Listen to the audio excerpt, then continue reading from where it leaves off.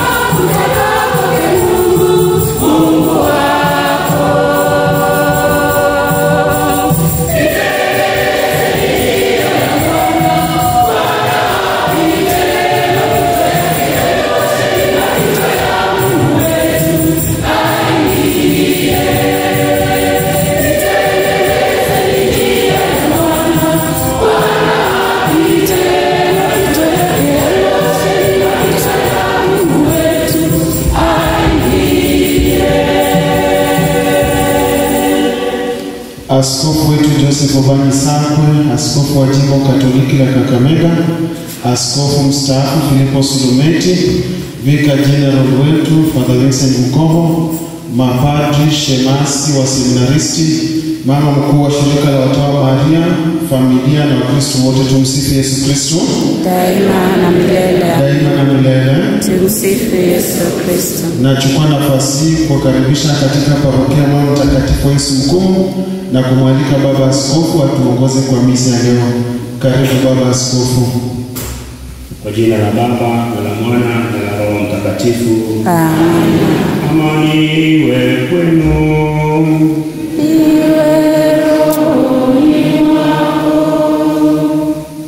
Tunakusanyika hapa asubuhi ya leo kuweza kumshukuru Mungu kwa ajili ya zawadi ya mtawa Sister Clotilde ambaye leo tunamuaga na kumsindikiza kwa Mungu.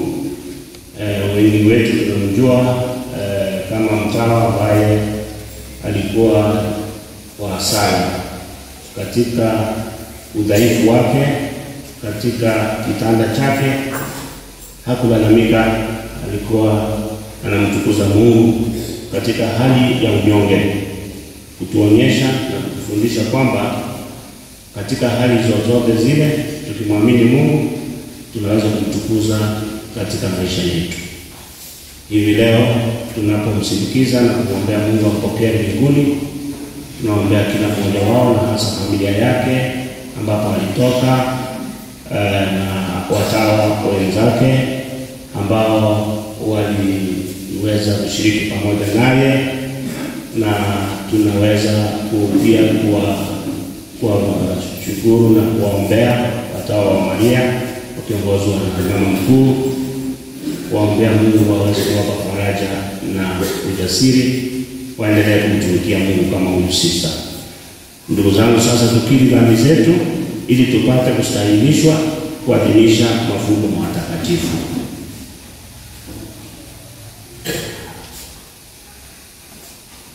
Na muungania Mungu Mwenyezi, nani ndugu zangu, kwani nimekosa mno kwa mawazo, kwa maneno, kwa matendo na kwa kutotimiza wajibu. Nimekosa sana. Ndio maana nakuomba Maria milele, Bikira daima, malaika na watakatifu wote, nanyi ndugu zangu, niombeeni kwa Bwana Mungu wetu. Mungu Mwenyezi atuhurumie, atusamehe dhambi zetu, atufikishe kwenye uzima wa milele. Amen.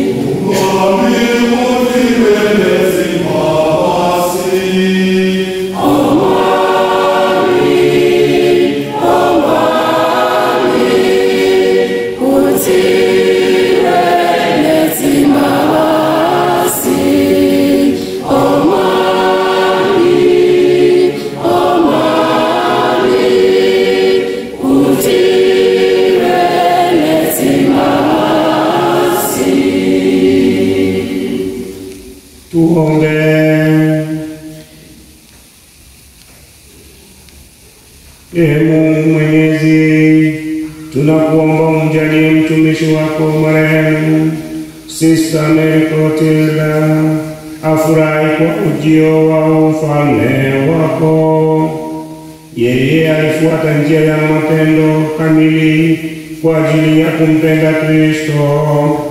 Umjalie aifurahie heri ya milele ya ufalme wako pamoja na ndugu zake, kwa njia ya Bwana wetu Yesu Kristo mwanao, anayeishi na kutawala nawe katika umoja wa Roho Mtakatifu, Mungu daima na milele.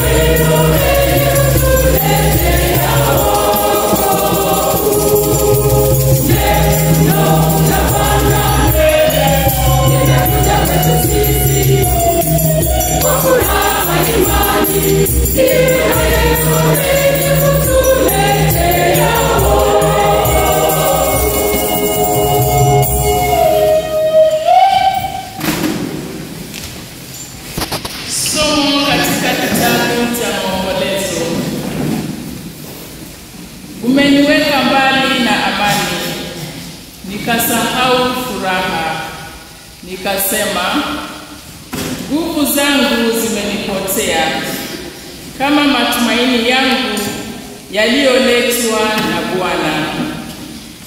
Kumbuka mateso yangu na msiba wangu, nipakanga na sumu. Moyo wangu huyakumbuka, nalekea nafsini mwangu. Haya ndiyo nitakayokumbuka, kwa hiyo nina matumaini. Neema zake Bwana, kwa maana hasijaisha bado, wala rehema zake hazijakoma. Kila siku asubuhi ni mapya, uaminifu wako ni mkuu. Fungu langu ni Bwana, inasema nafsi yangu, kwa hiyo nina matumaini ya yeye. Bwana ni mwema kwa wale wanaomngoja, kwa mtu anayemtafuta. Yafaa kumngojea kwa kimya wokovu kwa Bwana. Neno la Bwana. Tumshukuru Mungu.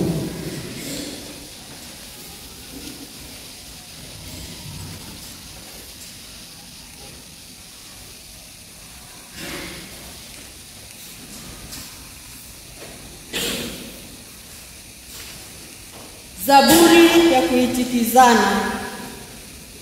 Bwana, wewe ndiwe mchungaji wangu, sitapungukiwa kitu.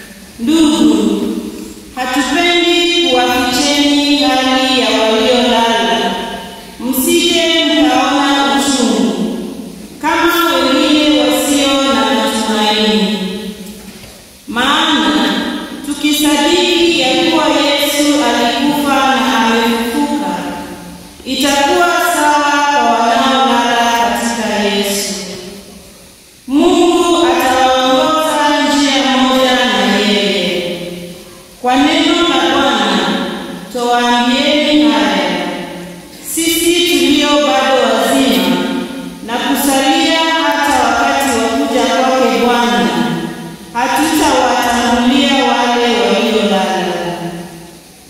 Kwa maana kutakaposikika amri na sauti ya malaika mkuu na parapanda ya Mungu, Bwana mwenyewe atashuka kutoka mbinguni. Hapo wafu waliomo katika Kristo watafufuka kwanza. Halafu sisi tulioachwa wazima tutarushwa pamoja nao mawinguni kumkuta Kristo angani. Hivyo tutakuwa daima na Bwana. Basi mtulizane kwa maneno hayo. Neno la Bwana. Tumshukuru.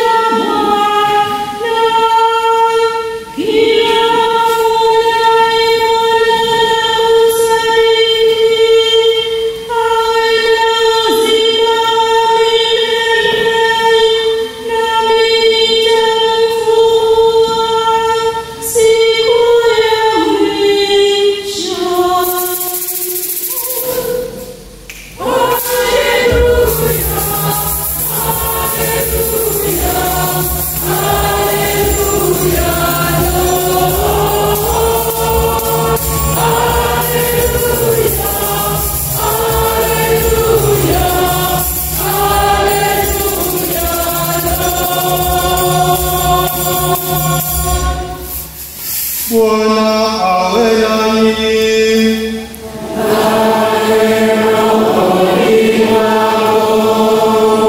Somo katika Injili takatifu ilivyoandikwa na Yohane.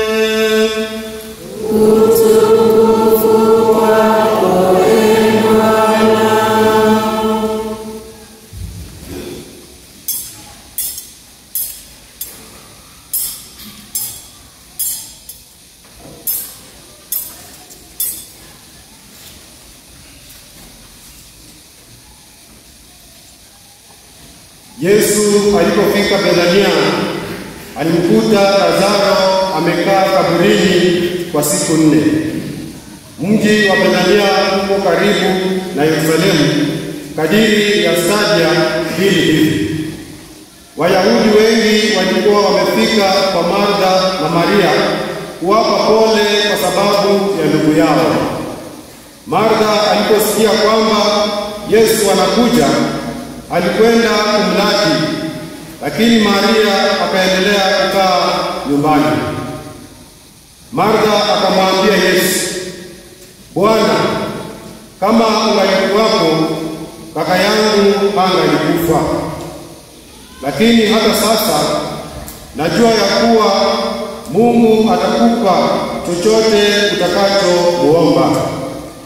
Yesu akamwambia, kaka yako atafufuka. Martha akamjibu, najua atafufuka siku ya mwisho. Yesu akamwambia, mimi ni ufufuo na uzima.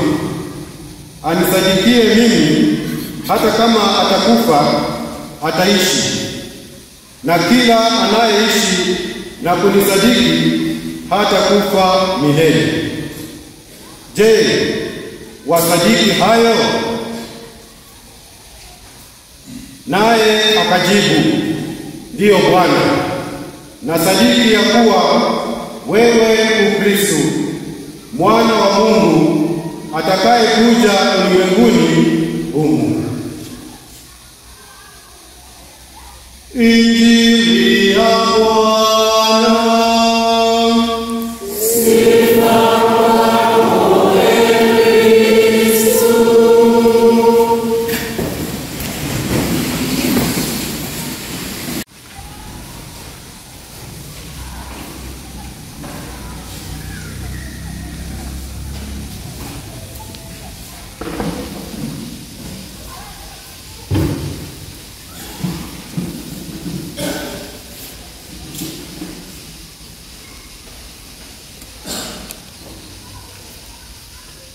Mimi ndimi ufufuo na uzima.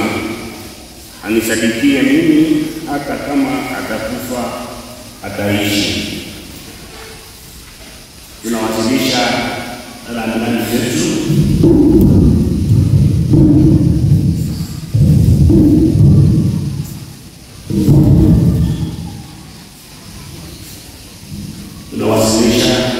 zetu kwa familia ya kwanza ya Sister Clotilde, ambapo alizaliwa, akalelewa, akakuwa, akapata imani na akapata kumwitikia Mungu katika mwito wake. Wanafamilia kutoka kwa ya Msoni, Mtulu, Foleni na Santini. Kamuda kupeza mnyakua kwa sababu sisa ilikuwa ni kipaji zawadi kutoka kwa Mungu, na nyinyi tumpatia Mungu kama zawadi, na yeye afanya kazi nzuri. Pia tunawasilisha na zetu kwa shirika la Sister Someri Kutamela ule Sue General, a council of all the sisters. And above all, we'd like to reward with those whom she stayed with all the years of her life in service, but also in sickness. So we should say honor, but also have faith and hope. We are celebrating the life of a very simple, prayerful, joyful sister who, a large part of her life, she spent on her bed, which is a very rare gift that many of us don't have. Sister Clotilde tunamsherehekea kwa unyenyekevu wake, na yeye alikuwa ni mtu wa maombi sana, msisa ambaye kwa mambo madogo alikuwa anamtukuza Mungu. Sisa aliishi maisha yake, baadhi ya maisha yake katika vitani, lakini yeye hakuonekana naye analalamika, hakuonekana naye ona vibaya. Alikuwa anadhihirisha furaha yake na imani yake kutoka kwa kitanda. Hiyo ni hali ya maisha ambayo wachache sana wanaweza kuonyesha.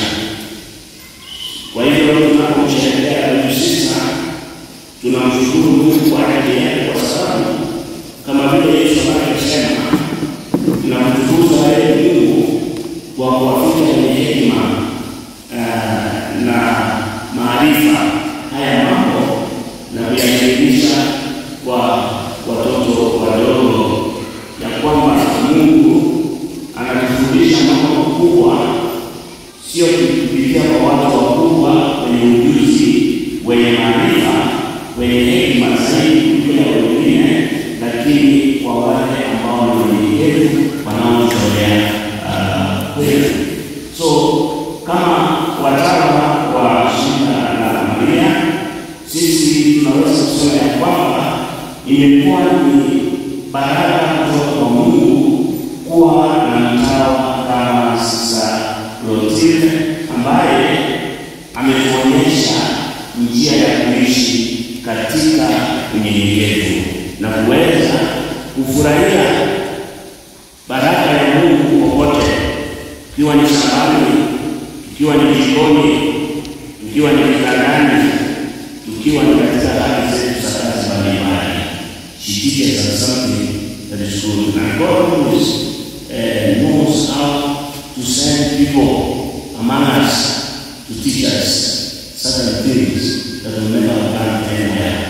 And I think for all the years that Sister Clotilde has lived, and especially her last years when she was bedridden, properly speaking, bedridden, but she never gave up, she never complained, she made an apostolate from her bed. So I think wherever she was sleeping, her bed shall become part of the history of the Sisters of Mary. There was an apostolate from there that was being lived, and that is a rare gift that we can only appreciate through her, that she lived for us also. Somo la kwanza ni kama kilio, lakini kilio cha kumkimbilia Mungu. Mwandishi wa kilio anaona shida nyingi katika maisha yake, anaona watu wakienda kinyume na mapenzi ya Mungu, anaona adhabu ya Mungu ikija, na anaona lolote ambalo ni nzuri katika maisha.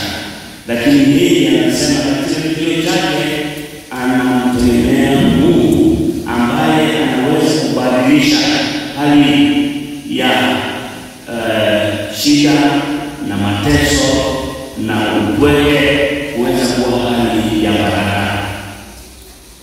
Tungetarajia ya kwamba watu wengi wamejua kuwa wanalia, tunajua ugonjwa, nisingekuwa mgonjwa, ningekuwa nimefanya mambo makubwa, mimi sijui Mungu kama nisahau, kwa sababu sasa mimi mbona hata sitapata mshahara wangu, mbona ambaye anaajiriwa, mbona mimi na nimekuwa profesa hivi karibuni na sitapata nafasi ya kudhihirisha umaarufu wa zile nini ambazo baus. So mwanzo wewe unataka kuonyesha kwamba kuna kitu ambacho hakiko katika maisha yako ambapo pengine Mungu ndiye anakunyima hilo jambo. Kuna watu wengi ambao wamepoteza hali ya maisha yao, wamepoteza ladha ya maisha yao. Kuna hata wale ambao ni wale wanaofanya kazi katika kazi mbalimbali ambao hata wafurahi kazi yao. You find people who don't even take joy in their apostolates, in their work. They are always complaining. They are always reaching out for what they want to God and for God that which God has given them. Wengine wanatarajia siku nini ifanywe kwao ili waweze kutosheleza. I'm now your sister because now that has happened to me. So sister anatuambia ya kwamba katika hali yoyote, kwa sababu hata wale ambao ulikwenda na dini zenu siku mbili zilizopita, mlikwenda na dini za kujitolea kwa Mungu katika hali zote, na hizo nadhiri zinaweka katika maisha ya Kristo kuweza kuwa karibu na Kristo kwa karibu zaidi. Hakuna lingine ambalo nilisema pale. Nakumbuka hivi karibuni wakati tulikuwa na nadhiri za maisha na nadhiri za kwanza, mimi nilisikia nadhiri tatu na kujitolea kuwa mshiriki katika shirika la watawa.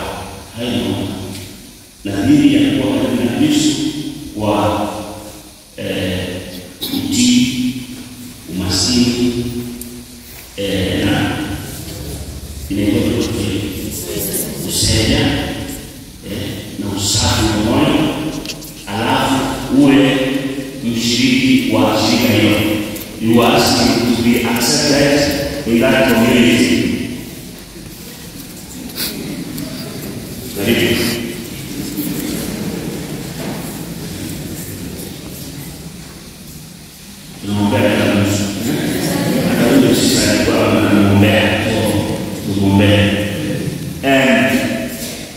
Sasa hizo na vile tuliweka hakuna mahali kazi ilitajwa, ile kazi tunafanya. Ndiomba uingie katika ile shirika uweze kuishi ile nadhiri. Mmesahau sikusikia ya kwamba ningependa niingie niweke ile nadhiri nikuwe mwalimu,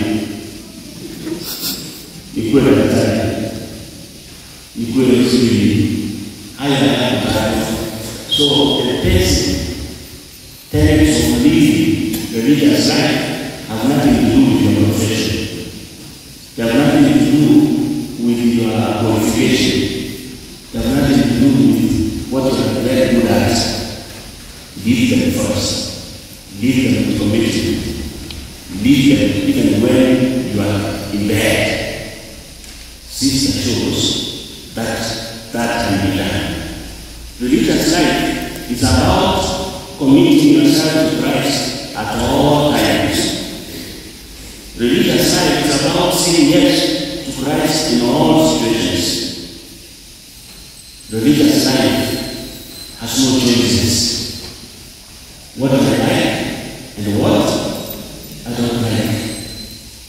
Religious life is saying the will of God requires me at this point in time to do this, that which I've been asked to do, to go there where God has asked me to go, to do the little and big things that God has asked me to do. Historia ya Sister Clotilde inaonyesha ya kwamba ukubwa umaarufu walimani katika kile kidogo ukisoma vizuri unaona yeye alikuwa anaishi katika ukawaida wa maisha yale ambayo kila mwanadamu alikuwa aishi.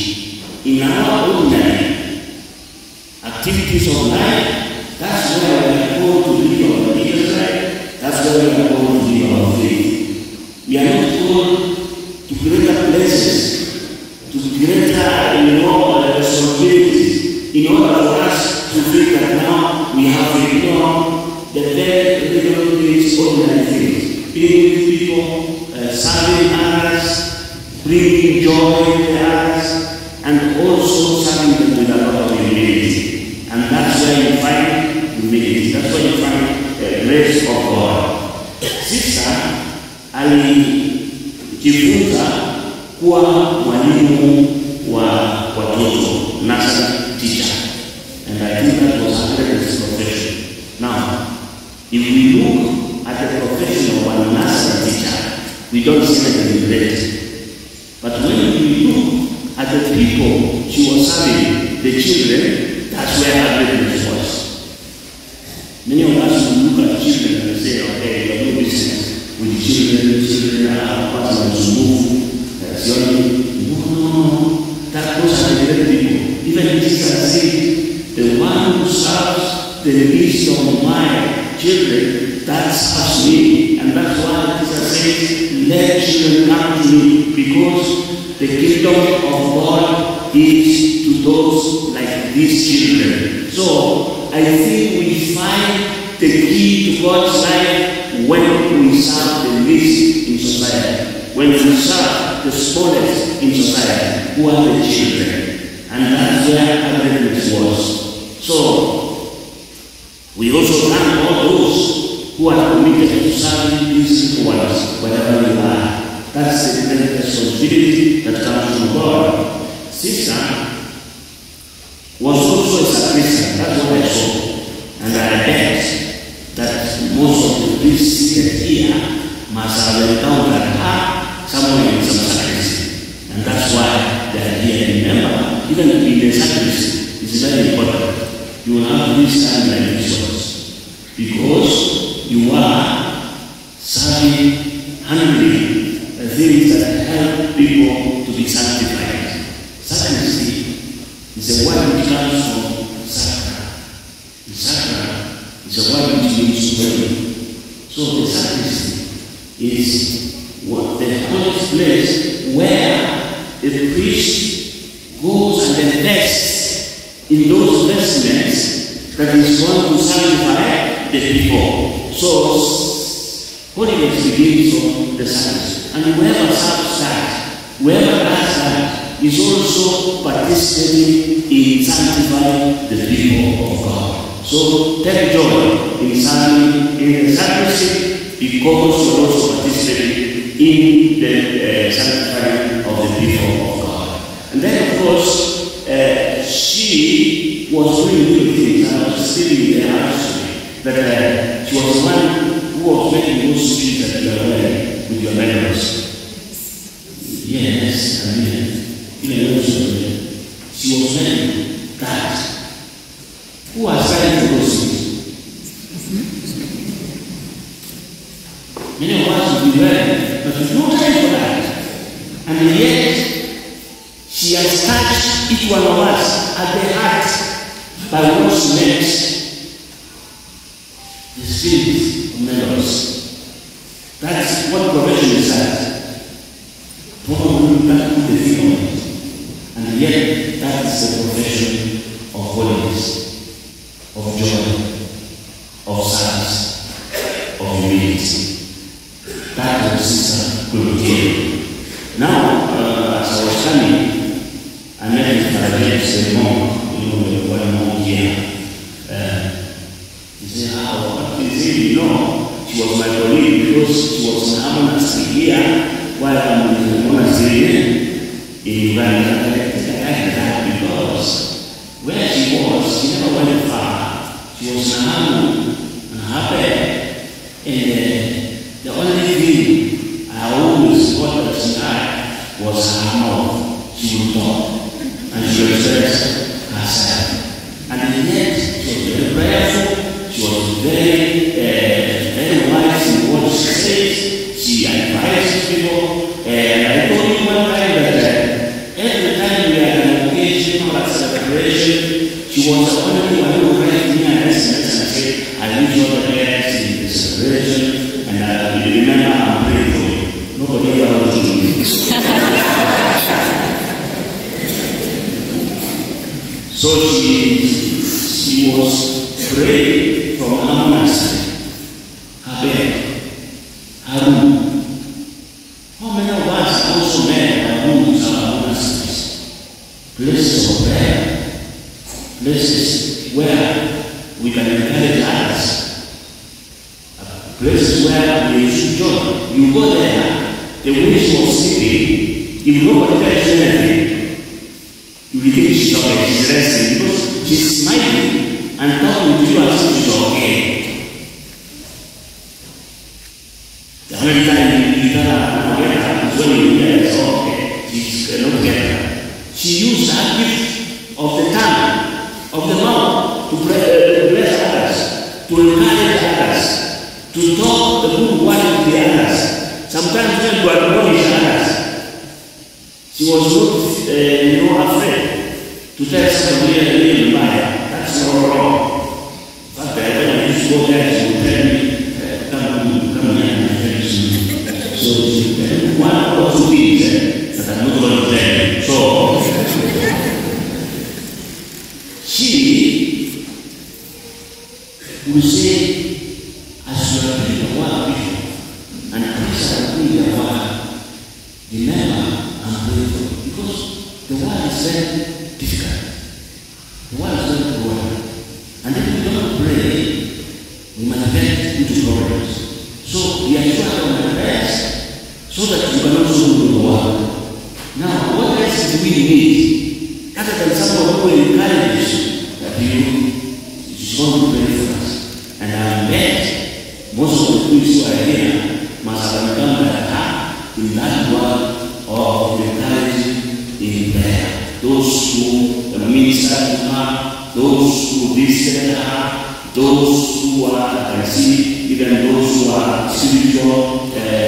chaplains here, they are here. Because we recognize the greatness of a person whose spiritual was to pray for us.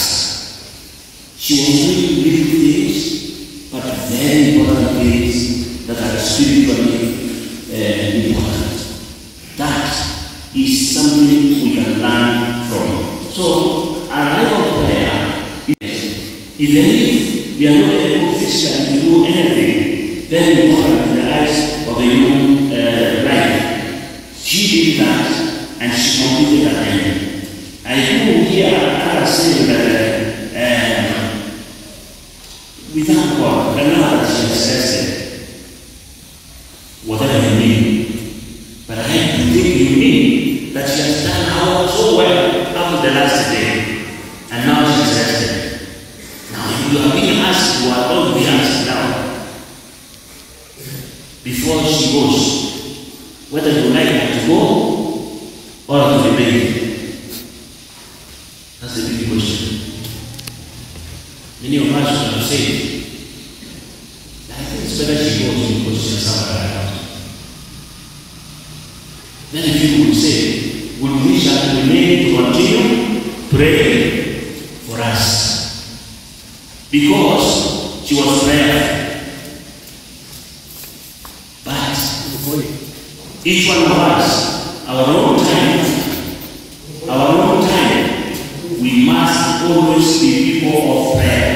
Whether it's for short time or a long time. So Sister Clotilde has taught us how to live, how to pray, how to be humble, how to do the little things that make the world great. Dear sisters, let us learn from that. Let us learn from her, and let us pray that as she goes, she can also pray for us to become better and better. Every day that we live is an opportunity for us to demonstrate that unity that Sister Clotilde lived. Wazazi na wanafamilia wa Sister Clotilde, tunasema ya kwamba yeye alikuwa ni sister wa imani sana. Wengi pengine mlimtembelea akiwa hospitalini, akiwa nyumbani, akiwa kitandani, na yeye mbali na kuonekana kama mtu ambaye alikuwa anateseka, ni yeye alikuwa anatupa moyo ili tuweze kuishi imani yetu. Yeye kila mara nikitembelea pale anaongea kama mtu ambaye sio mgonjwa, anaongea na wewe mpaka wewe unaona wewe ndiye mgonjwa, unahitaji sala. Na yeye katika hali yake ya uchungu au ya ugonjwa ambao anaweza kutekeleza mambo yale ambayo wengine tunafikiri ni muhimu kutekeleza, alikuwa anatekeleza kwa kuombea, alikuwa anatekeleza kwa kuhimiza, na alikuwa anatekeleza kwa kuishi na dini zake kama mtawa mpaka katika ya mwisho. Kwa hiyo ukubwa wake ni ya kwamba yeye ameishi kama mtawa mwema, na si ajabu ya kwamba hata yeye Mungu anaweza kumpa utukufu wa Roho Mtakatifu katika ule udogo wake wa kutenda mambo mema. Kwa hiyo tunapomwombea siku ya leo, tunaomba ya kwamba na yeye atuombee, na hasa katika familia yake, katika jimbo hili la Tanzania, katika familia yake na wanafamilia, ili na nyinyi muweze kuwa na ile imani kama yake. Yeye alibatizwa na yule padre ambaye wengi wenu na mwenzi uko mzuri Otman, na yeye anaonekana aliweza katika msingi thabiti wa imani.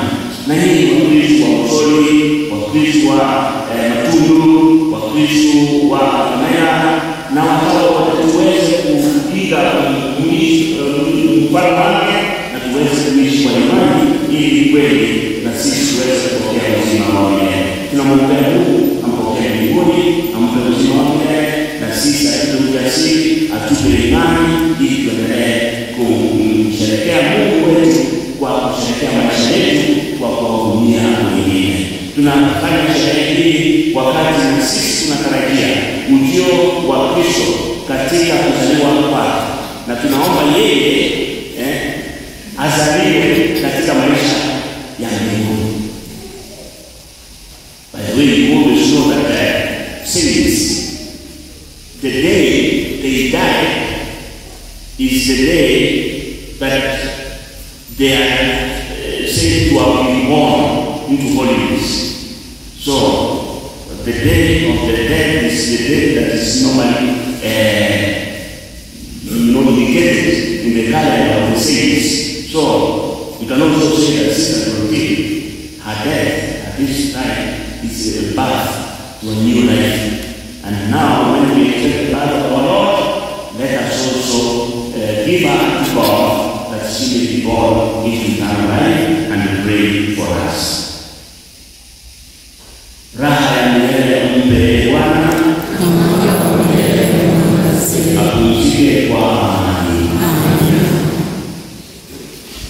Ndugu zangu, tumuombe wakati Mungu Baba Mwenyezi ambaye alimfufua Kristo mwana wake kutoka kwa wafu kwa ajili ya wokovu wa wazima na wafu. Prayer for the church. We pray for the Pope, bishops, priests, religious men and women, that Almighty God fill their hearts with joy and gratitude for having called them to be your children. And in a special way, we pray for the catechumens and for those who by their teaching lead them to you. For this we pray to the Lord. Lord, graciously hear us. Prayer for our country, Kenya. God, our Heavenly Father, we thank you for the gift of our country, Kenya. We thank you for all the resources we cherish. We pray for our leaders that you may inspire them in the Holy Spirit to guide them with responsibility to promote peace, justice, unity in our country. Lord, hear us. Lord, graciously hear us. Our prayer for our various needs. God, our loving Father, we thank you because we are gathered here to listen to your word. Father, we pray that you send us your Holy Spirit so that the word that nourishes our hearts may give us strong faith, strong hope, and also grant us spiritual needs, also health of mind and body, so that, Lord, we are able to perform our duties enthusiastically and happily in your vineyard. For this we pray the Lord. Lord, graciously hear us. Prayer for the departed souls. Dear Heavenly Father, we come to you today with hearts filled with love and compassion for the departed souls. We lift them up to you, knowing that your mercy is without bounds and your love knows no limits. May you grant them eternal life in your glory. For this, let us pray to the Lord. Lord, graciously hear us. Bwana, tunakuomba dua na maombi yetu yawasaidie watumishi wako na hasa mtumishi wako Sister Clotilde, ili uwafutie dhambi zao zote na uwashirikishe ukombozi wako kwa njia ya Kristo Bwana wetu. Amen. Wow.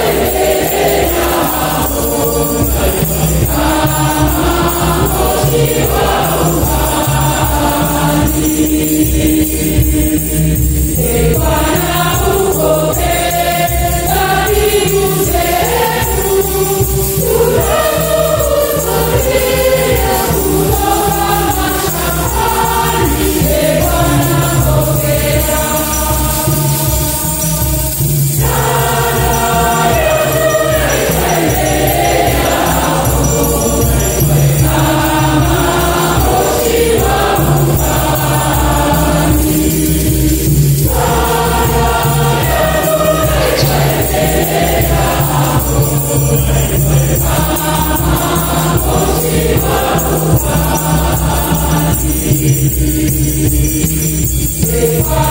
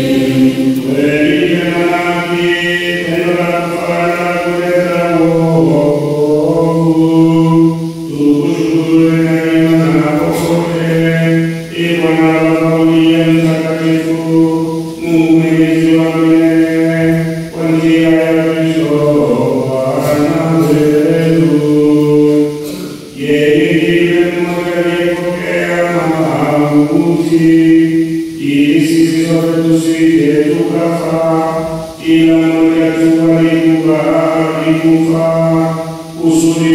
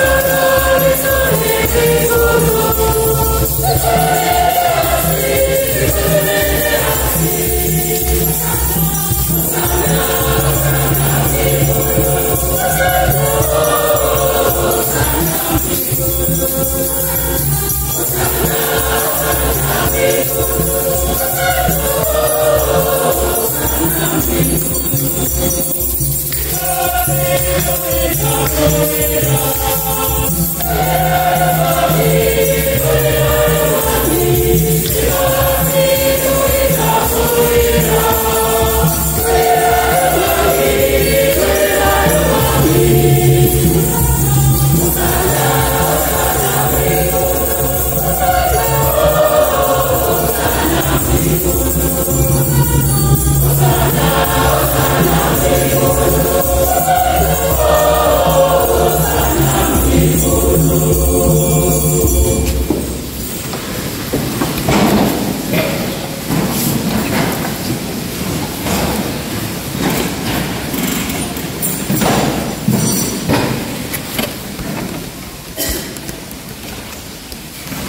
Bwana Mungu mtakatifu, na kila kiumbe kilichoumbwa nawe na kusifu kwa haki, maana kwa njia ya Bwana wetu Yesu Kristo na kwa uwezo wa utendaji wa Roho Mtakatifu unavitia uzima vitu vyote na kuvitakatifuza, wala huachi kukusanya watu wako, ili toka mawio ya jua hata machweo yake dhabihu safi itolewe kwa jina lako.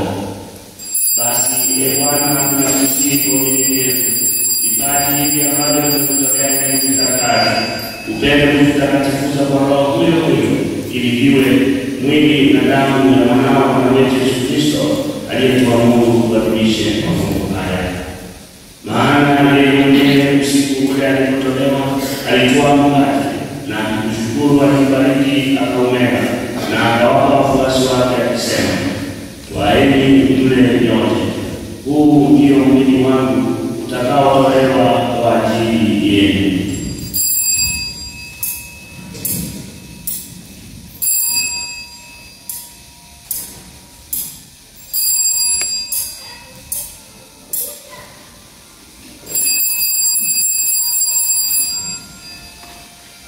Vivyo hivyo baada ya kula akitwaa kikombe na kushukuru, alikibariki na akawapa wafuasi wake akisema, twaeni mnywe nyote, hiki ndicho kikombe cha damu yangu, damu ya agano jipya na la milele, itakayomwagika kwa ajili yenu na kwa ajili ya wengi kwa maondoleo ya dhambi. Fanyeni hivi kwa ukumbusho wangu.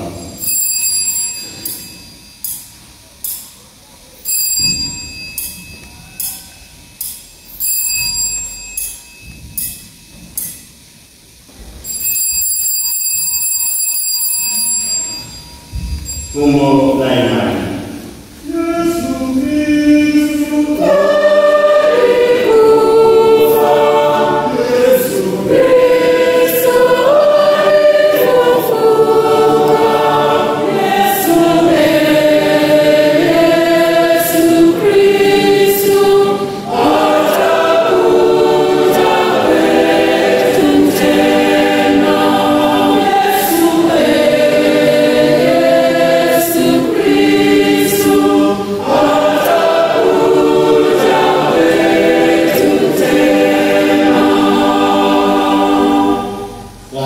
Tunapoadhimisha ukumbusho wa mateso ya mwanawe aletaye wokovu pamoja na ufufuo wake wa ajabu kutoka kwake mbinguni, tunapotazamia ujio wake wa pili, tunakutolea kwa shukrani sadaka hii iliyo hai na takatifu. Tunakuomba uangalie matoleo ya kanisa lako kwa kutambua yeye aliye kafara, ambayo unataka kutumizwa kwa sadaka ya kifo chake. Tujalie sisi tunaotiwa nguvu kwa mwili na damu ya mwanao na kujaza Roho wake Mtakatifu, tupate kuwa mwili mmoja na roho moja katika Kristo. Yeye atufanye sisi tuwe kwako sadaka timilifu ya milele, ili tuweze kupata urithi pamoja na mtoto wake. Kwanza kabisa pamoja na Bikira Maria mwenyewe mama wa Mungu na Mtakatifu Yosefu mume wake huyo Bikira na mtume wako Elieli na mashahidi wako watukufu na watakatifu wote ambao tunategemea kupata daima msaada wa maombezi yao mbele zako. Tunakuomba Ee Bwana, huyu aliye kafara na upatanisho wetu, aleta amani na wokovu duniani kote. Upende kuliimarisha katika imani na mapendo kanisa lako linalosafiri hapa duniani, pamoja na mtumishi wako Baba Mtakatifu wetu Francisco, askofu wetu Yusufu, pamoja na maaskofu wote, wakleri wote na watu wote unaofanya kuwa taifa lako.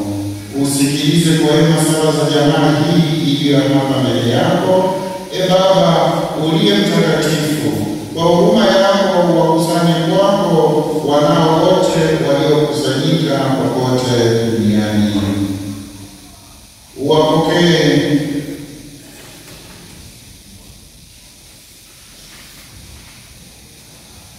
umkumbuke mtumishi wako Sister Clotilda Ahura uliyemwita kwako kutoka dunia hii. Umjalie kwamba yeye ambaye alishirikishwa kifo cha mwanao kwa ubatizo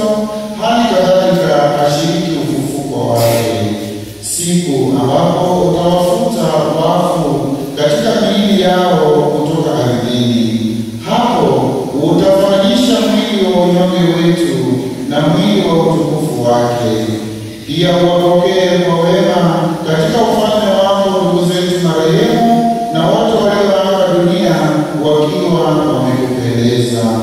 Nasi tutumaini kufika katika ufalme huo, ili pamoja tushibishe milele kwa utukufu wako. Ndipo utakapofuta kila chozi katika macho yetu, maana kwa kukuona wewe Mungu wetu kama ulivyo, tutafanana na wewe milele yote na kukusifu bila mwisho. Kwa ajili ya Kristo Bwana wetu, ambaye kwa njia yake unatujalia ulimwengu mema yote. Kwa njia yake na pamoja naye na ndani yake, wewe Mungu Baba Mwenyezi, katika umoja wa Roho Mtakatifu, unapata heshima yote na utukufu milele na milele.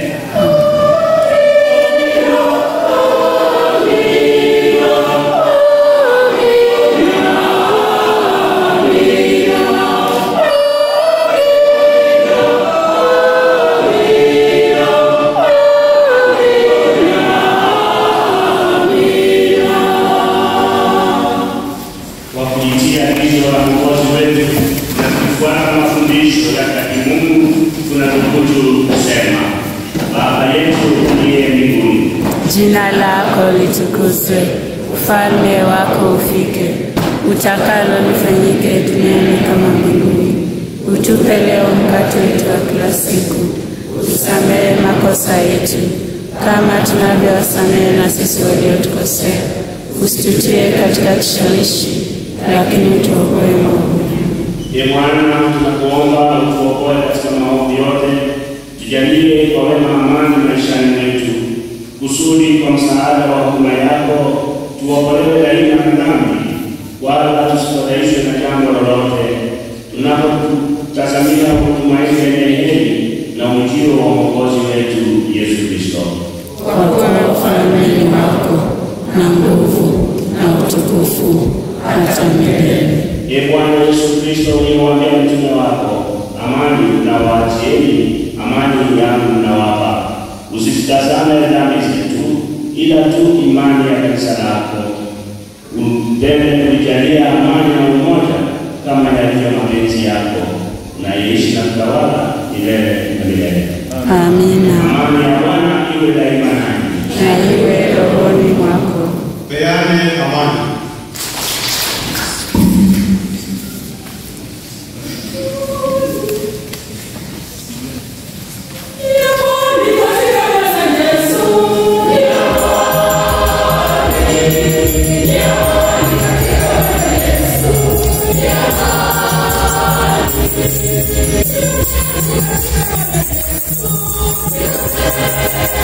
Yeah.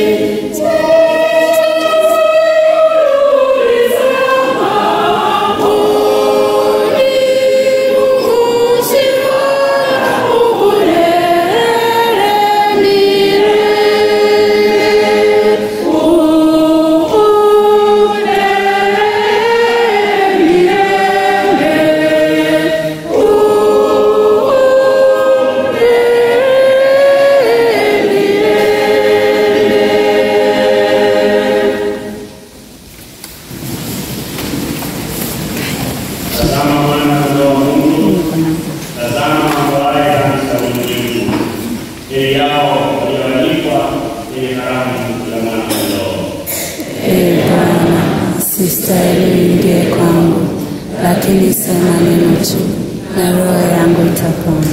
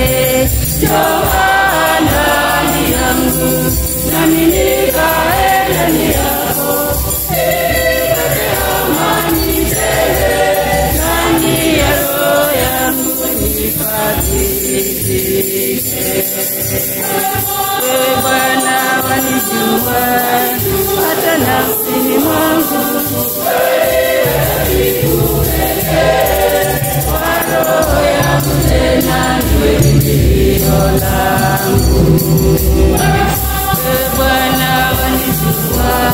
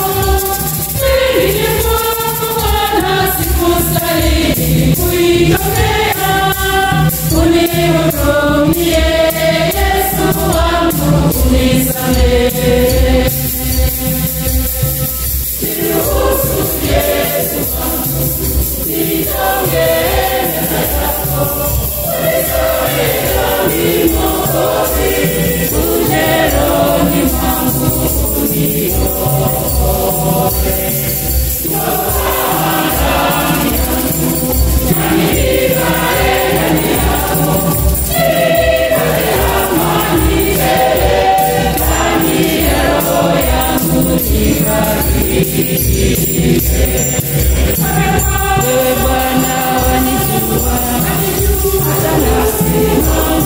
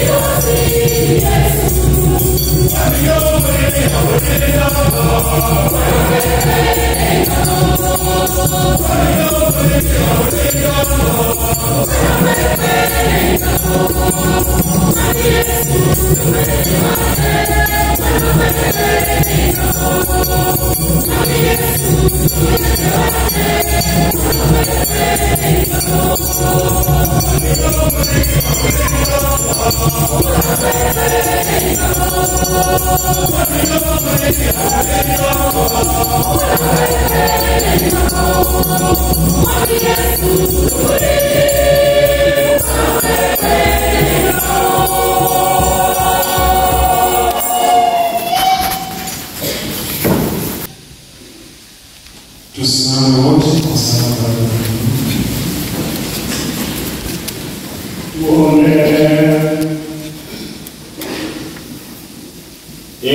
Mungu Bwana wametupatia kumjua kwamba katika sakramenti yangu mwili wake kwa nguvu ya chakula hiki upende kumjalia mtumishi wako Sista Clotilde afike kwenye karamu ya milele ya Kristo anayeishi na kutawala daima na milele.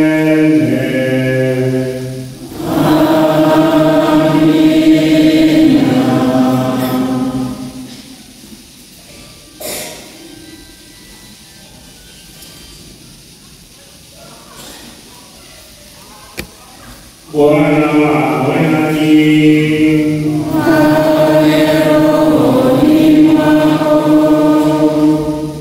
Inamishe vichwa vyenu kwa baraka kuu. Mungu afurahiye na kubariki yeye ambaye kwa wema wake usio na kifani alimuumba binadamu na kwa ufufuo wa mwanawe pekee amewapa waamini tumaini la kufufuka.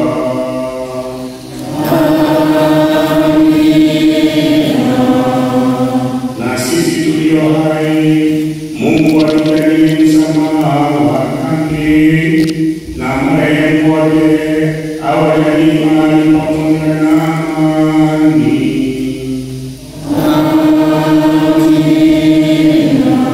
Sisi sote tunaosadiki kwamba Kristo alifufuka kweli katika wafu, tujaliwe kuishi kwa furaha pamoja naye bila mwisho.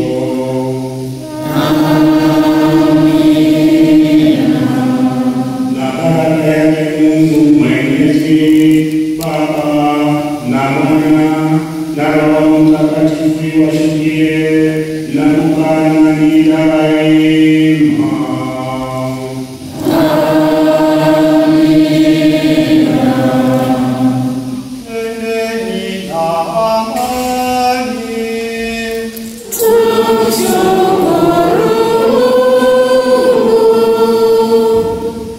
kwaya wimbo wa mwisho.